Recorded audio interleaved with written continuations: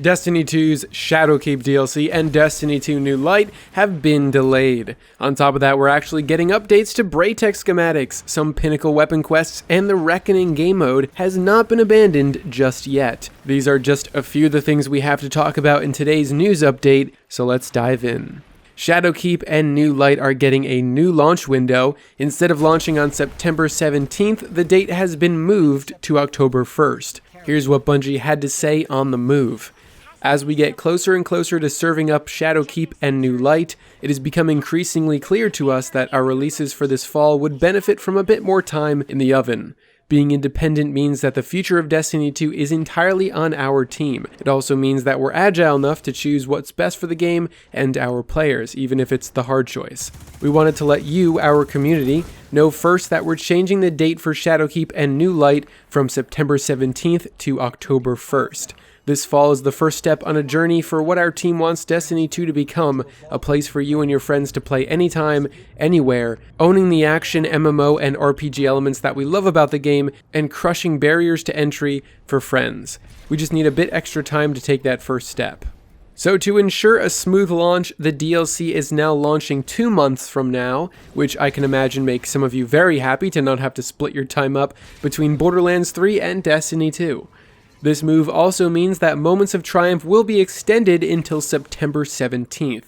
Not Solstice of Heroes, just Moments of Triumph. Solstice still ends on the 27th.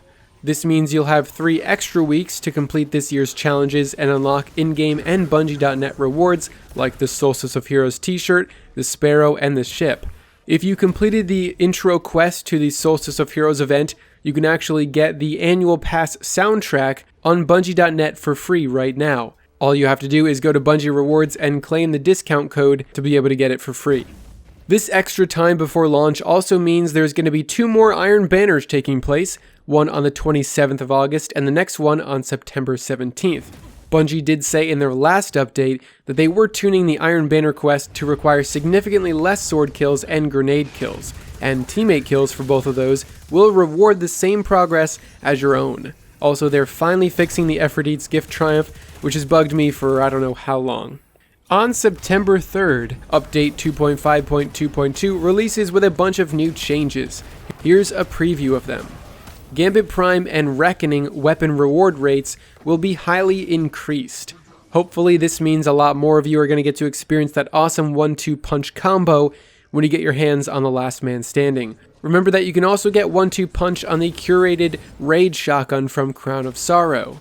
Bungie is also adding bad luck protection to guarantee a drop after a set amount of runs of Reckoning. The Reckoning difficulty will also be tuned to be more welcoming as you hunt for rewards. This one's surprising because I was not expecting them to tune old activities like this. Usually their approach has been to introduce something and then just leave it behind in the next season, but it's really cool that Reckoning's actually getting adjusted. Braytech Schematics. This is a big one for all you out there hunting Wayfarer. Braytech Schematics will no longer have a daily lockout. That's a horrible mechanic, by the way, and will give better chances towards weapons that players do not own. Currently, the best way to get a new weapon you don't own is by completing the first step of the Nascent Dawn quest. That's how I got my Wayfarer back in the day because it just wouldn't drop otherwise.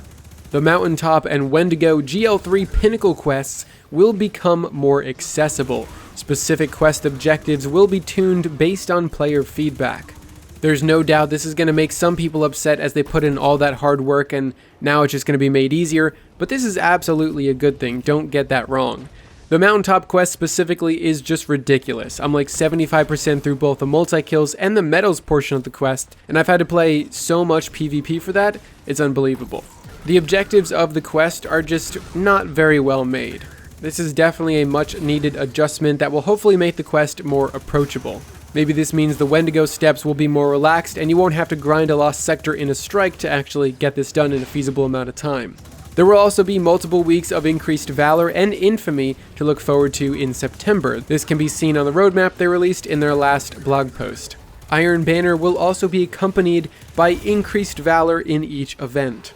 As the season comes to a close, Menagerie chest will become more rewarding as Callus sees fit.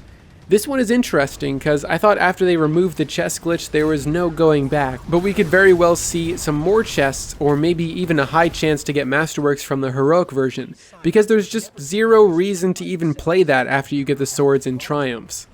On the week of this big September update, Bungie's going to be hosting a community challenge of sorts.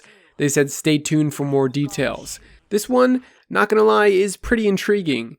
I've always wanted some sort of challenge type thing for the community that you'd see in like Star Wars Battlefront or other games, and Faction Rallies was sort of that, but just more annoying. If Bungie wanted to subvert expectations, they could take the 15th Wish and turn that into some kind of community challenge, as opposed to a traditional challenge like generate 100 million orbs over the course of the next 2 weeks or something. The 15th Wish and the Marasov Dreaming City Curse really needs to be resolved before Shadowkeep. I'm desperately looking for a conclusion to that story, and now they have an extra 2 months to do it, so fingers crossed. Now, let's talk about Shadowkeep and cross-save. Next week, Bungie is going to release new information on cross-save and PC migration. In a tweet by Deej on Twitter, he said that cross-save will go live later this month, so later in August, meaning that you'll be able to switch to your preferred platform a month before Shadowkeep launches, prepare your friends list, get adjusted to the new platform, all that good stuff. Yes, I will be moving over to PC, if any of you were wondering. Also, the world's first race for the new raid, Garden of Salvation, will begin on Saturday, October 5th. It's a weekend raid race and contest, the modifier that limits your power for the first 24 hours of the raid, will be active once again. We already have a COS raid, now we're going to have a GOS raid. That's interesting. Reminder that the Garden of Salvation takes place in the Black Garden on Mars. Super excited to see what's in store for us there. I really miss the Black Garden. So, think you can kill a god? Don't think I have a choice. We also got some brand new screenshots of Shadowkeep. Here's a look at what I believe is the new moon set for each class. Luke Smith also said in a tweet that he's, quote, hoping to publish a State of the Game post next week, looking at the last 6 months of learnings from Destiny 2 and outlining the kinds of changes they're making in the game in Shadowkeep and why. That's very good news. More State of the Game posts and more communication is never a bad thing. I'm very eager to hear what kind of changes we're getting to see in October. I really hope one of those things is an updated UI for things like pursuits and quests and stuff. If you didn't see it on Reddit, a user experience designer created his very own version of what the inventory should look like and how you should be able to interact with vendors. It's just fantastic. It basically takes the Taken King version of the quest tab and combines it with what we have in Destiny 2, and it's very neat, very clean, and looks awesome. And to close out the video, there's a few more things discussed by Bungie. They confirmed the tribute hall is a permanent location, so don't worry. There's no rush to complete those tributes, they're not going anywhere. The Wolves Unleashed and Prismatic Inferno emblems are being delivered to qualifying players' postmasters over the course of the next week, but don't dismantle them as they are not currently in the collections yet. And that's pretty much everything you need to know going on in the world of Destiny 2. I did make a much shorter version of this as a post on my channel for those who just want the important facts, but I know not everyone has those posts turned on, and I like making videos, so why the hell not, right? Thanks for watching, and I'll see you guys in the next one.